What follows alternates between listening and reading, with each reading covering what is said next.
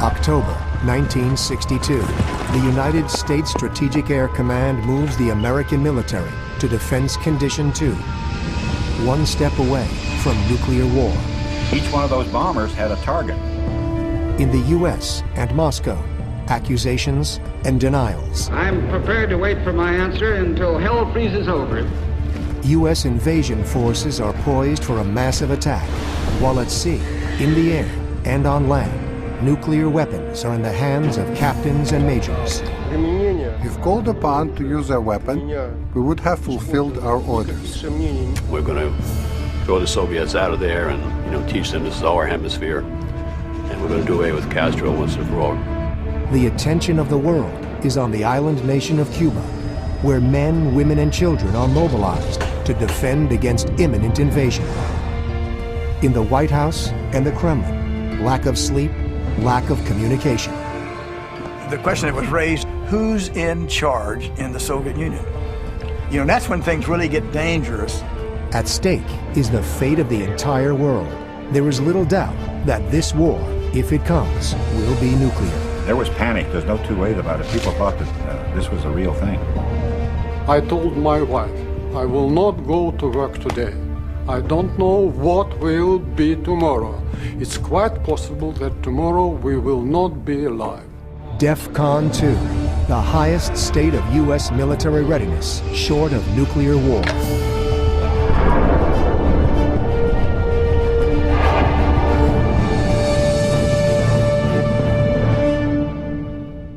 I'm Tom Clancy. Most of you know me as a writer of fiction involving nuclear weapons and superpower confrontation. But for a few tense weeks in October 1962, it wasn't fiction at all. It was reality. In Washington, Moscow, Havana, and on the high seas. We've always known that the Cuban Missile Crisis brought the world closer than it has ever been to nuclear war. But much of what really went on behind the scenes has been kept top secret until only very recently. Now, 40 years later, those who are on the front lines of the crisis, missile commanders, submarine captains, and undercover spies, now tell us that we were even closer to nuclear war than almost anyone thought. That nuclear launch capability on both sides depended upon the reliability of mid-rank officers, men who would not hesitate to fire those devastating weapons if ordered to do so. Worse yet, a global nuclear war could very easily have started by accident. It was touch and go for days when, for the first time in history, the United States went to Defcon 2. I'm Tom Clancy, and this is Defcon 2. It's the height of the Cold War, and the leader of the Soviet Union, Premier Nikita Khrushchev, is contemplating his next critical move.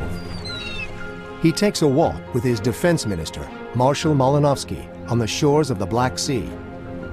When the days are clear, you can see across the Black Sea the lines of the Turkish shore.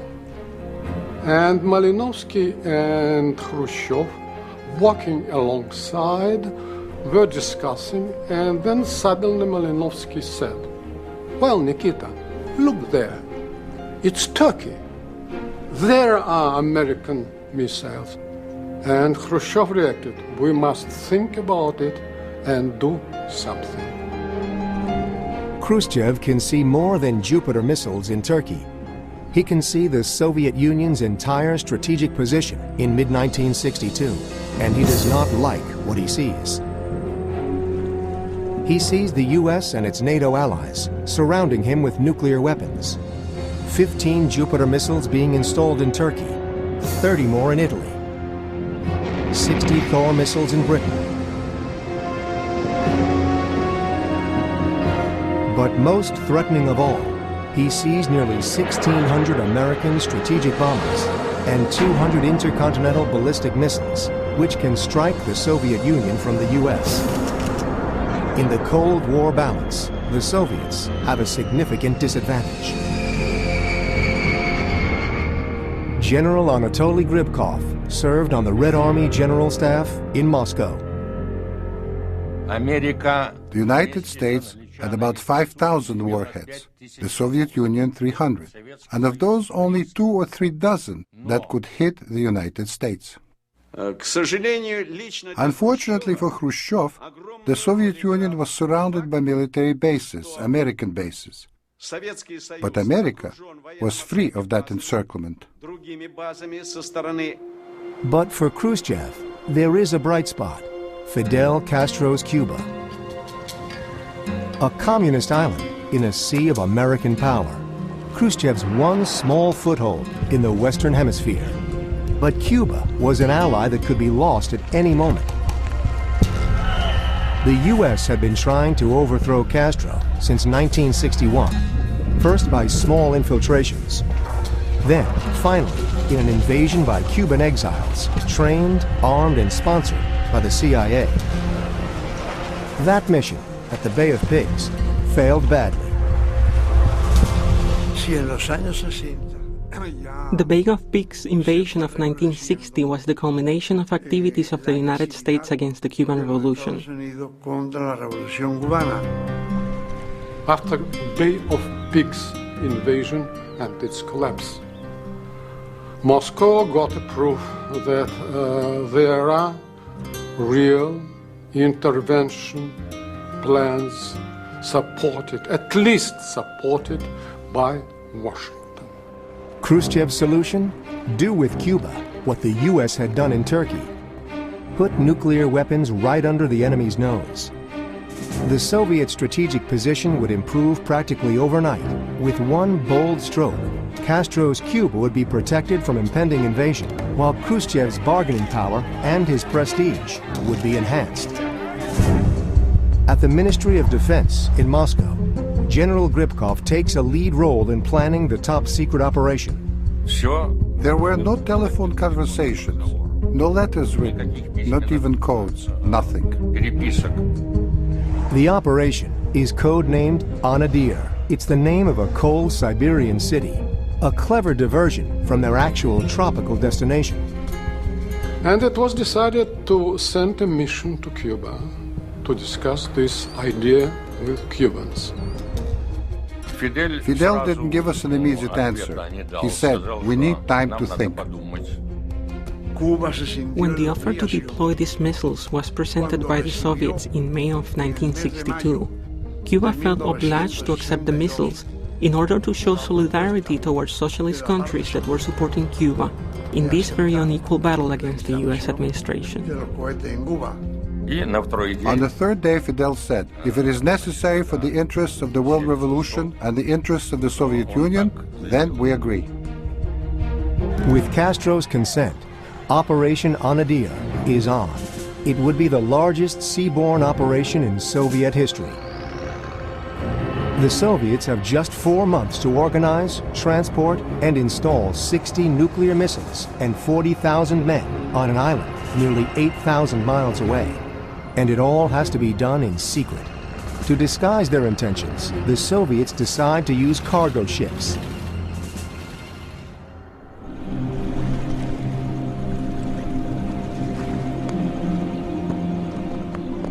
At Soviet ports, 85 ships are prepared for departure.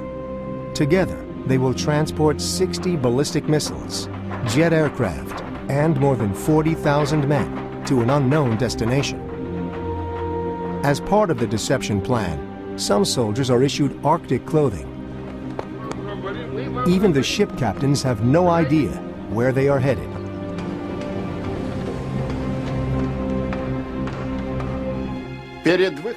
Before we sailed, we were given 3 sealed packets numbered 1, 2, and 3. On the first was written, to be opened after leaving the territorial waters of the Soviet Union.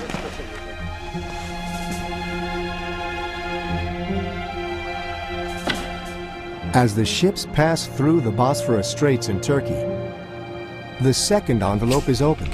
It contains the order to steam beyond the Straits of Gibraltar and into the Atlantic Ocean. In the third packet was the order to go on to Havana, Cuba, and everything became clear. Clear, but not easy. Temperatures below decks reach 110 to 115 degrees. The situation was very difficult. There was not enough water. There were no bathrooms. We had to use buckets. But the worst part was the heat. We were almost dying from the heat and the stuffiness, but it was forbidden for us to go out on deck.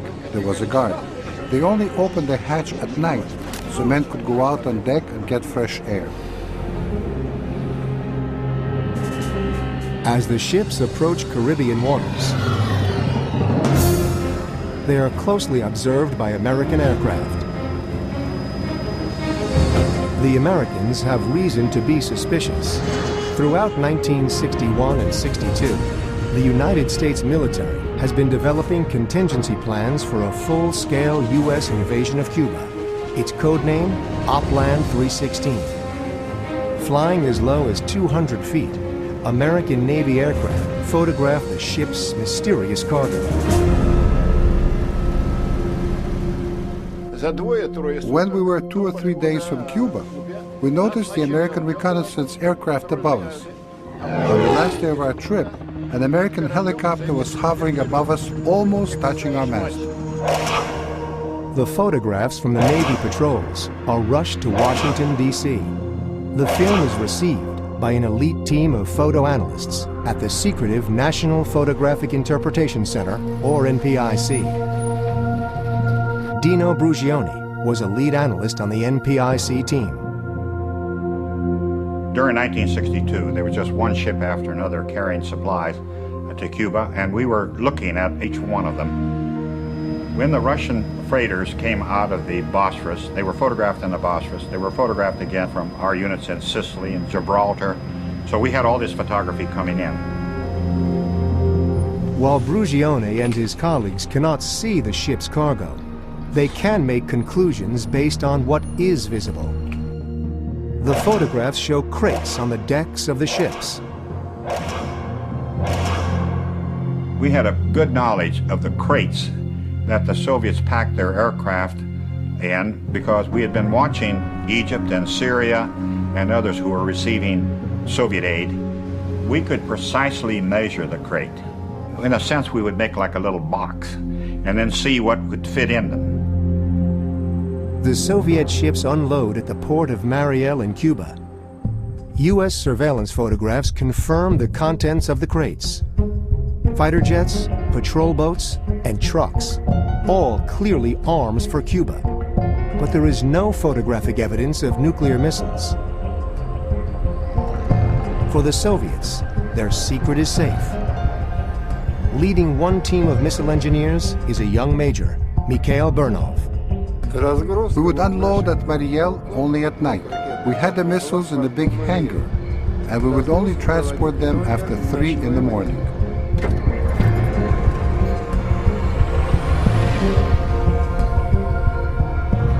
Moving at night keeps the missiles secret from the watchful eyes of American surveillance. Keeping the operation secret from Cuban civilians, however, proves a greater challenge. Jorge Risquet was a party secretary in the Cuban government. We have to say that it was an open secret. A secret that millions of Cubans knew about. For example, there were cases where we would have to tear down a house in a small village to allow the big missile trucks to turn a corner. It was difficult to maneuver a 30-meter-long missile on a truck. It's hard to corner in small villages where there may be a 90-degree turn with a telephone pole. We would have to cut down the pole to get through. The Soviet soldiers wear civilian clothing and are not allowed to speak Russian. Once troops arrive at the designated sites, the living conditions remain difficult. We didn't have housing. We had to build it ourselves. We didn't want to go to bed. We were scared of insects biting us. Meanwhile, 75,000 feet above them, they are being watched. The American U-2 is a high-altitude spy plane, carrying cameras loaded with high-resolution film. It shoots enormous negatives of the ground from 14 miles high. The U-2 can see fine detail, small vehicles, men, tire tracks. But August 1962 is cloudy. For 3 crucial weeks, the U-2 overflights are put on hold. the assembly and concealment of the Soviet missile sites continues to go unobserved. August 29th, a U-2 spy plane is finally cleared for an overflight of Cuba. When the film from this run is analyzed by the NPIC, they discover the first signs of real trouble. On an August the 28th mission over Cuba, we spot these objects. This particular pattern looks like a Star of David. The photo analysts recognize this pattern from previous reconnaissance photography of Soviet weapon sites. There is no doubt these objects are what's known as SAMs, SA-2 surface-to-air missile sites. Problem number one, SA-2 SAMs are capable of shooting down U-2 aircraft. Problem number two, the fact that the Soviets installed these sophisticated anti-aircraft weapons indicates they are protecting something much larger. But for now, the nuclear missiles are too well hidden to be seen. The missiles were covered in tents. They were 30 meters long, put into a ditch and covered so that from above you could only see tents. As Major Richard Heiser takes off from Edwards Air Force Base in California on the next U-2 overflight of Cuba, the U.S.-Soviet situation stands at a crossroads.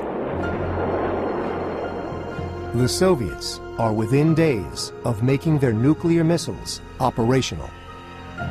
The Americans know something dangerous is happening in Cuba, but aren't sure what it is. On Vieques Island, off the coast of Puerto Rico, Opland 316 is rehearsed by American Marines in preparation for a full-scale invasion of Cuba. 7 a.m. As Heiser steers his U-2 into Cuban airspace, the Cold War is about to change dramatically. Major Richard Heiser returns from a 6-hour flight over Cuba and lands his U-2 spy plane at McCoy Air Force Base in Orlando, Florida.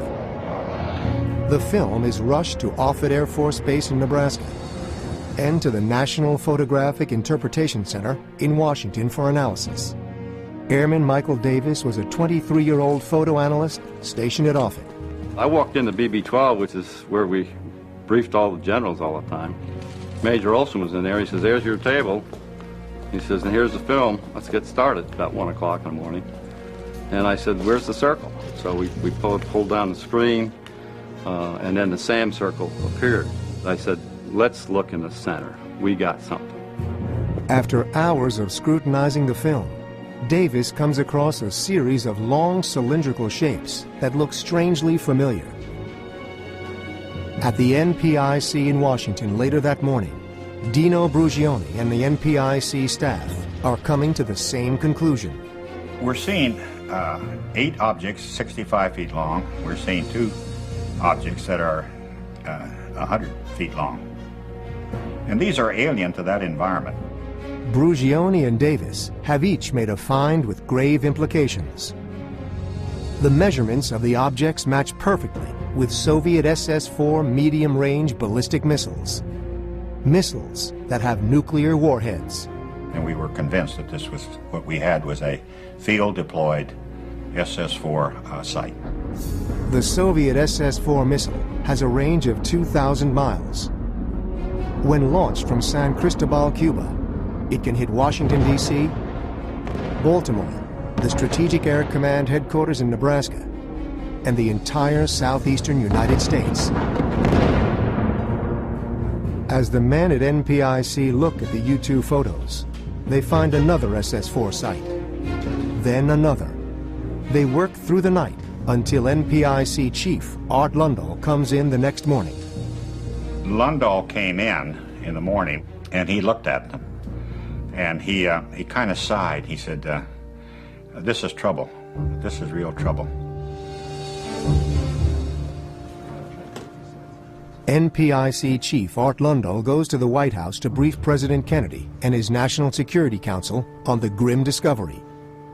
That meeting, like many others during the coming crisis, is secretly recorded by President Kennedy and only recently declassified. In the room with President Kennedy are Marshall Carter of the CIA, Defense Secretary Robert McNamara, Attorney General Robert Kennedy, National Security Advisor McGeorge Bundy, and other top aides. The group became known as the Executive Committee of the National Security Council, or EXCOM. This is a result of the photography taken Sunday, sir. There's a medium-range ballistic missile launch site and two new military encampments on the southern edge of the Sierra de Rosario, west central Cuba. Where would that be? West central, sir. The launch site of one of the encampments contains a total of at least 14 canvas-covered missile trailers measuring 67 feet in length. How do you know this is a medium-range ballistic missile? Sir. The Soviets have made a bold move. The discussion turns toward a quick solution: airstrikes to destroy the ballistic missile sites before they become operational. I think it's extremely important. Defense Secretary McNamara. Discussion be founded on this premise that any airstrike will be planned to take place prior to the time they become operational. Because if they become operational before the airstrike, I do not believe we can state we can knock them out before they can be launched. And if they're launched, there is almost certain to be chaos in part of the East Coast or the area in a radius of 600 to 1,000 miles from Cuba. What no one in Washington knows is that at least one ballistic missile site in Cuba is about to become operational. But by the time President Kennedy received that report, at that moment our missiles were already in place, and we were ready. In Washington, President Kennedy goes over his military options. How long does it take to get additional invasion and others a month or 2 months? No, sir. It's a matter of 7 days after the airstrike, assuming the airstrike starts the first next week. You get 6 divisions or 7 divisions to Cuba in 7 days? No, sir. There are two plans we have. One is to go at maximum speed, which is the one referred to by about 7 days after the strike. We put in 90,000 men in 11 days. If you have time, if you give it more time so we get all the advanced preparation and pre-positioning, we put the same 90,000 in 5 days.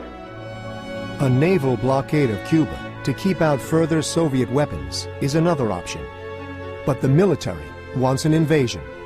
Kennedy needs time to decide. He orders an increase in U-2 surveillance flights. What no one in EXCOM knows is that the Soviets in Cuba are also armed with battlefield nuclear weapons. Short-range missiles with the ability to decimate an invading army. American troops could face these weapons as they land on Cuban beaches. Also unknown is a nuclear threat at sea. Steaming toward the Caribbean at top speed are 4 heavily armed Soviet submarines. Nikolai Shumkov was captain of one of them. Our submarine was armed with 22 torpedoes, one of which was a nuclear torpedo. 3 American Navy aircraft carriers patrol the Caribbean, unaware of the approaching submarine threat. As far as I'm concerned, having received an order to use my nuclear torpedo, I would surely have aimed it at an aircraft carrier, and there were plenty of them there in the area. But the greatest nuclear threat to the United States is about to be discovered. At NPIC in Washington, Dino Brucioni's team analyzes the latest U-2 film. The missions had been flown on the 16th and 17th, and we find these which were referred to as slash marks. And we immediately recognized that these were IRBMs, intermediate range ballistic missile, capable of being fired from Cuba and going 2,200 miles. I had taken a map and I'd scribed an arc, and it would cover all of the United States except the extreme northwest. At EXCOM, it quickly becomes apparent that the Soviet response to a U.S. invasion of Cuba could mean the destruction of nearly the entire continental United States. The next day, President Kennedy meets with Soviet Foreign Minister Andrei Gromyko to discuss the nature of arms shipments to Cuba. Gromyko denies that there are any offensive weapons in Cuba. Kennedy can prove otherwise, but resists the temptation to confront Gromyko with the photographic evidence. If he decides to take military action against the missile sites or invade the island, he will need the element of surprise. The next morning, October 19th, President Kennedy meets with the Joint Chiefs of Staff. The senior U.S. military commanders favor airstrikes followed by invasion. Kennedy disagrees. He thinks the Soviets will retaliate by taking Berlin. With the Joint Chiefs angry, the Soviets in denial, and Berlin heavy on his mind, President Kennedy nevertheless keeps up appearances by going on a political trip to the Midwest.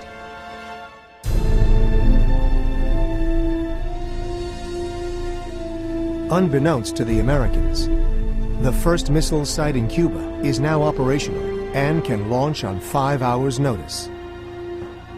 One regiment was made combat ready on the 20th. Because of equipment delays, our regiment was not ready until the 25th. In the Caribbean, the tension in the Soviet submarines is fed by an eerie radio silence.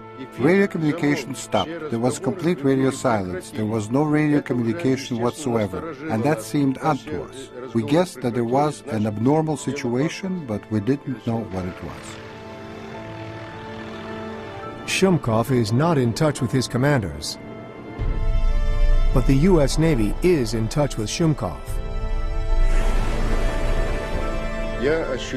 We were being hunted by an anti-submarine aircraft.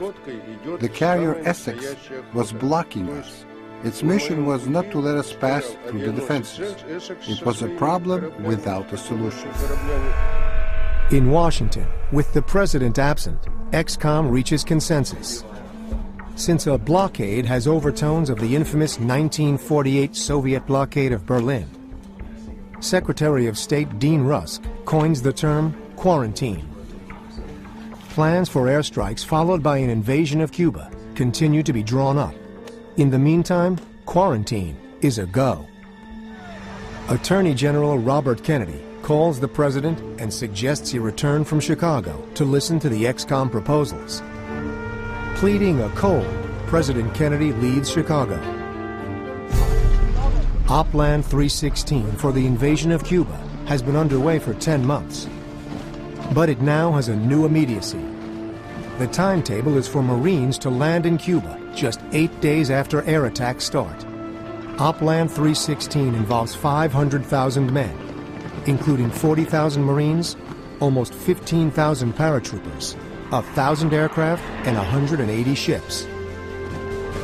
Elements of the 1st Marine Division leave Camp Pendleton, California, for a voyage through the Panama Canal and into the Caribbean. Tom Brooks was a naval intelligence officer with the task force. Leaving San Diego was one of great enthusiasm, anxious to go get them. We're going to throw the Soviets out of there and, teach them this is our hemisphere, and we're going to do away with Castro once and for all. As President Kennedy returns to the White House, he has no idea how many Soviets are in Cuba, and no idea that his troops may be heading toward a nuclear battlefield. On this same day, the CIA notices that at least one of the Soviet ballistic missile regiments in Cuba is ready to fire at any time. Kennedy had wanted any airstrikes to happen before the missiles were ready to fire. That window has now closed. The invasion calls for landings on the northeast and northwest coasts of Cuba, plus a breakout of Marines from Guantanamo Bay to attack what was thought to be 8,000 Soviet soldiers, fighting alongside the Cuban army. But the Soviet troops awaiting them in Cuba are far more numerous than the Americans ever estimated. There was a great reluctance to believe that there were organized combat units in Cuba, and a reluctance to believe that they would actually engage U.S. forces. Worse, Oplan 316 does not envision Soviet tactical nuclear weapons. I hesitate to think even what that would have led to. We were not prepared at all for nuclear combat. October 22nd, U.S. Navy ships are ordered to enforce a blockade of Cuba. setting the stage for a showdown with the Soviet convoy. Defense Secretary Robert McNamara orders U.S. families and dependents evacuated from Guantanamo Bay and dispatches Marines to reinforce the base.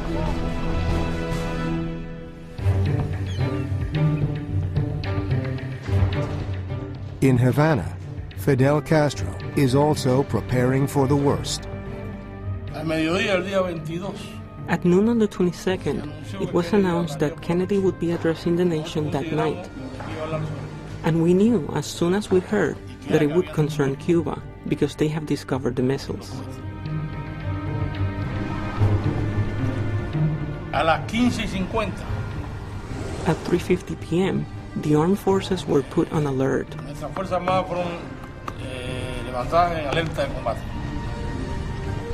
At 5:45, the combat alarm was sounded, which means the men were in the trenches with weapons in their hands.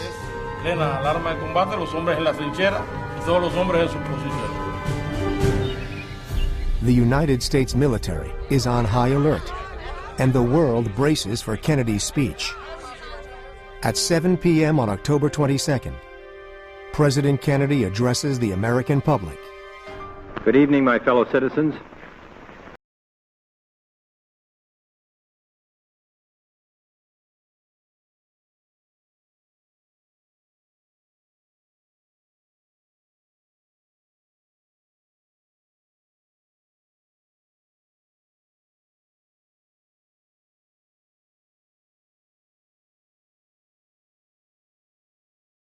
The purpose of these bases can be none other than to provide a nuclear strike capability against the Western Hemisphere. It shall be the policy of this nation to regard any nuclear missile launched from Cuba against any nation in the Western Hemisphere as an attack by the Soviet Union on the United States, requiring a full retaliatory response upon the Soviet Union. Kennedy's speech echoes throughout the world. The seriousness of the crisis is now exposed. U.S. Strategic Air Command places the armed forces to a higher defense condition. Defcon 3. When Kennedy announced that the missiles were deployed in Cuba, it was a very serious situation, and war was something that could happen at any moment. We heard President Kennedy on the radio telling the American people that we were on the verge of thermonuclear war. About 10 divisions were gathering in Florida for the invasion of Cuba. We received orders from headquarters for a 4-hour readiness for the use of our nuclear-tipped torpedo. Khrushchev believed that if anyone should stop our convoys, then our submarines should sink them, while I considered this to be a risky approach. U-2 photographs have convinced the experts in Washington that there are Soviet missiles in Cuba. But to make a conclusive case to the rest of the world, detailed close-up photographs are needed. The responsibility for capturing those photographs would fall on Navy Commander William Ecker of Light Photographic Squadron 62. After I took off, there was a strong west wind, and I was flying just a compass course, and I happened to, about after 10 or 11 minutes, I looked up, and there at 11 o'clock was the Havana skyline, and I thought, oh boy, they're going to know we're coming. So I just turned a little more to the right, headed out to Mariel, and then turned south for about 2 minutes, and I looked down, and there they were. On the 22nd, they were flying at altitudes as low as 100 meters over us. We could even see the pilot in his helmet. I saw the missiles, and they were covered with a camouflage netting, but I could see that they had missile launchers and so forth down there, or trailers, and all kinds of equipment. So I'm there, 1, 2, 3 seconds, and depart. Although risky, Ecker's high-speed mission is a success, and the photographs he took left no doubt what was there. We see the missile-ready 10. We see 5 missiles. We see fueling and checkout vehicles, and even if you look close, you can see men walking around. Now, this photograph is taken at 250 feet, about the speed of sound. And this is the kind of thing, now when we're showing this to policymakers, this is what they really understand. With Soviet denial still fresh, UN Ambassador Adlai Stevenson arrives in New York for a Security Council session, armed with a surprise. Leading the meeting is Soviet Ambassador Zorin. Stevenson interrupts. Do you, Ambassador Zorin, deny that the USSR has placed and is placing medium and intermediate range missiles and sites in Cuba? Yes or no?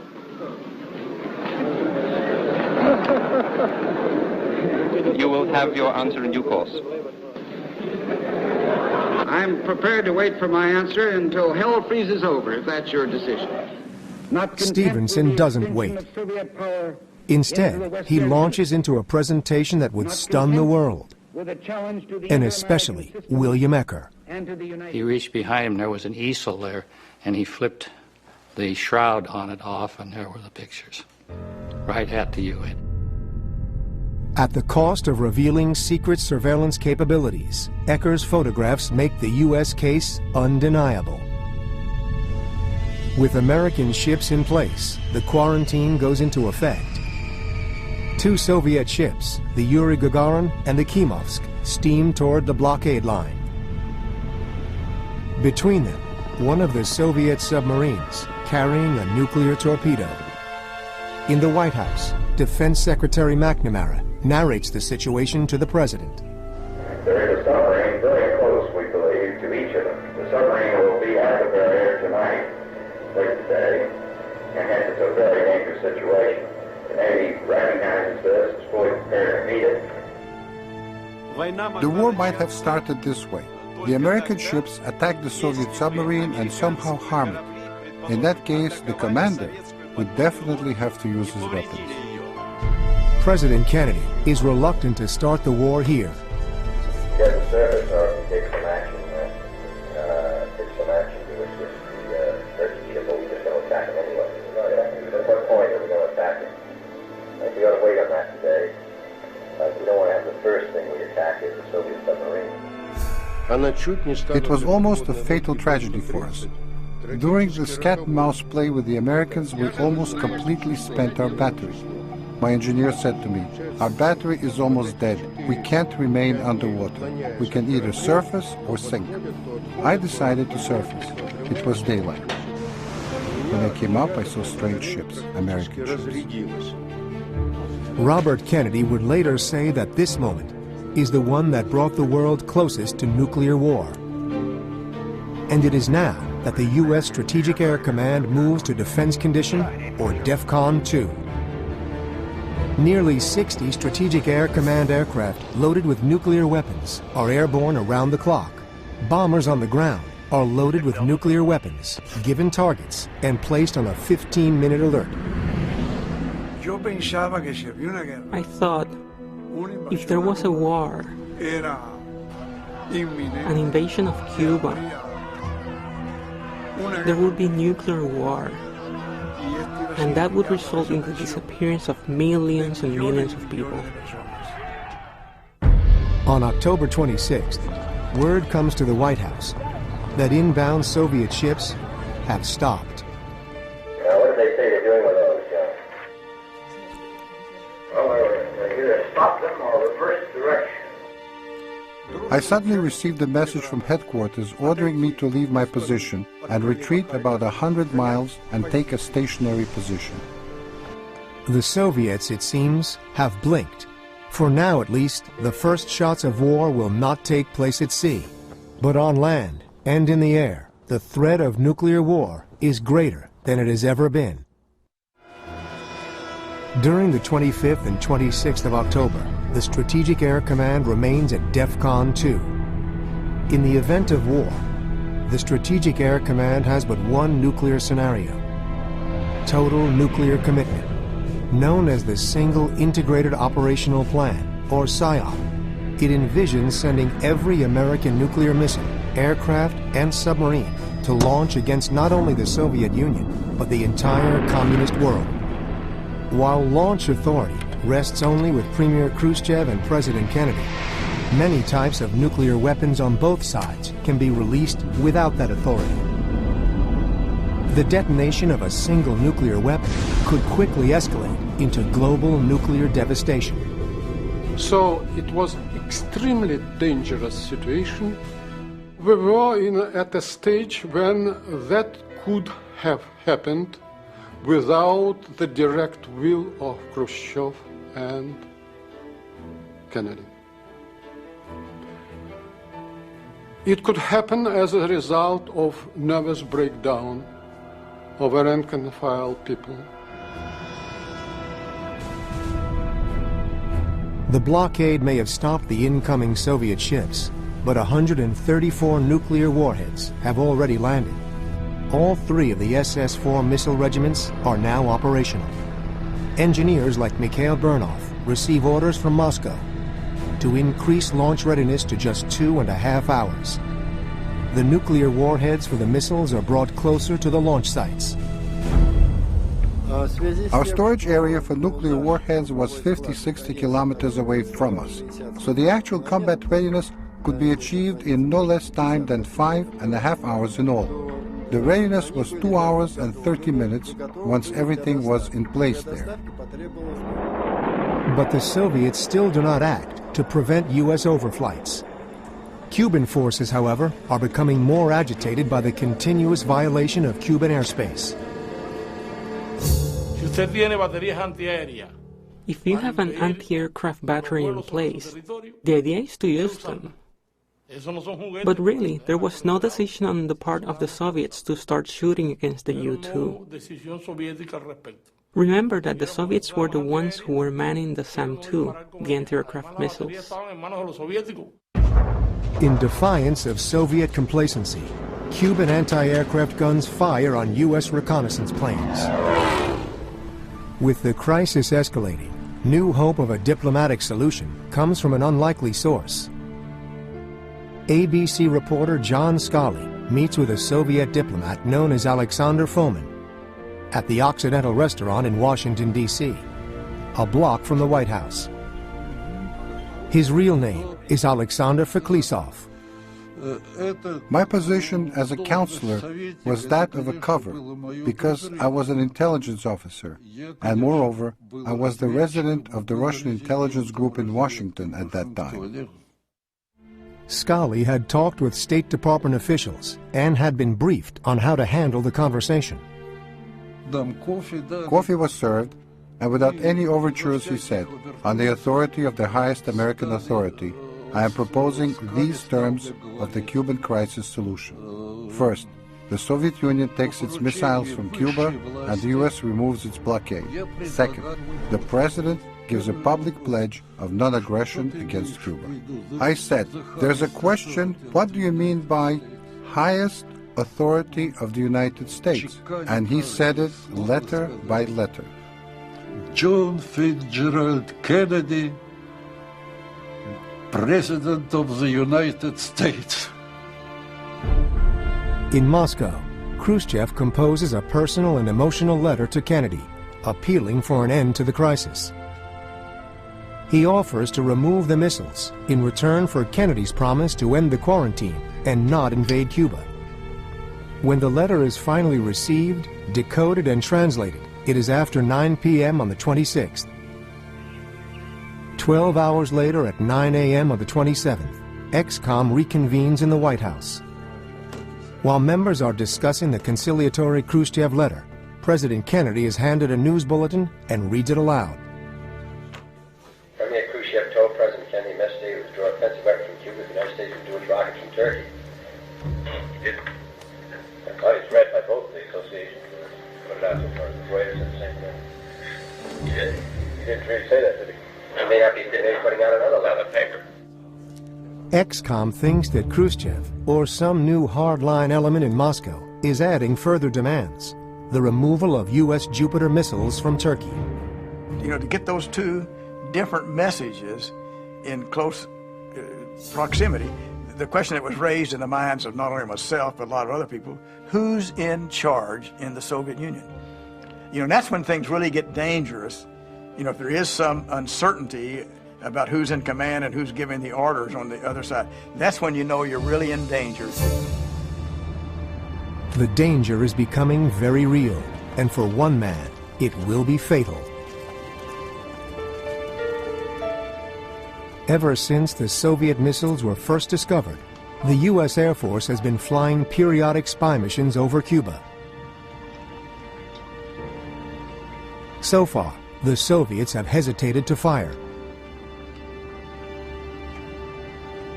9 a.m. Major Rudolph Anderson takes off from McCoy Air Force Base in Orlando, Florida, for his overflight of Cuba. At 10 a.m. local time, he guides his U-2 over the Cuban port of Baines. Against standing orders from Moscow, the Soviet commander on the ground decides to fire. The missile streaks 75,000 feet into the sky and bursts next to Anderson's aircraft, killing him and sending the U-2 spinning down to Earth. The Cuban Missile Crisis now has its first combat fatality. Word of the shoot-down doesn't reach the president until a 4 p.m. meeting with ExCom. U-2 was shot down. Low altitude surveillance shot down. Yeah, Roger said it was not shot down. Pilot killed? Well, this is much an escalation by them, isn't it? A U.S. pilot has been killed, and the military want a response. Airstrikes preceding the invasion of Cuba are set to start tomorrow, unless Kennedy and Khrushchev can find a way out. In Washington, the president decides to send Bobby Kennedy to meet with Soviet ambassador Anatoly Dobrynin and make an offer. The Soviets would dismantle and immediately remove their missiles from Cuba. The U.S. would end the quarantine and promise not to invade Cuba. But the Kennedys secretly offer one more, very substantial incentive. The U.S. would also remove NATO Jupiter missiles from Turkey. But only if that concession were kept utterly secret by the Soviets. Kennedy gives the Soviets 24 hours to respond. With U.S. attacks on Cuba just hours away, the nuclear battlefield is as close as it has ever been. For those in the know, both in Washington and Moscow, fear has reached a fever pitch. I told my wife, I will not go to work today. I don't know what will be tomorrow. It's quite possible that tomorrow we will not be alive. Let's go to the cinema to see a new film. The Secret Service wanted to take the president to the underground.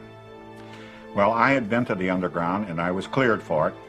That night was one of the most miserable that I've ever spent because I kept thinking of what could happen and, you know, that I would be in a safe place and my family would be incinerated because I was convinced that Washington would be a target. The whole of mankind was on the brink, on the verge of a nuclear abyss. We were 2 hours away from the end. 2 hours.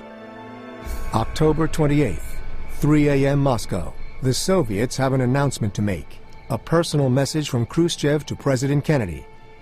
This time, they use Radio Moscow rather than a Western Union telegram. Khrushchev announces that the missile sites will be dismantled and returned to the Soviet Union. Is the crisis finally over? President Kennedy puts off military action for 1 day while he waits for that day's reconnaissance photography to be examined. The planes are out, and when we look at the photography, now they're pulling back. You could see that they'd pulled the missiles back, they had pulled the launchers out. It was obvious now that they had gotten the word. Over the following months, 60 ballistic missiles and 134 nuclear warheads are dismantled and shipped back to the Soviet Union. Although serious tensions remain, one of the most perilous chapters of the 20th century is over. The United States has not been at Defcon 2 since the Cuban Missile Crisis. After spending a few weeks at the brink of nuclear war, both the Americans and the Soviets took steps to make certain that superpower confrontation was never conducted in the dark, and that the other side always had a way out. Thank heaven for second chances. The Cuban Missile Crisis almost left us without one. I'm Tom Clancy. Thanks for watching.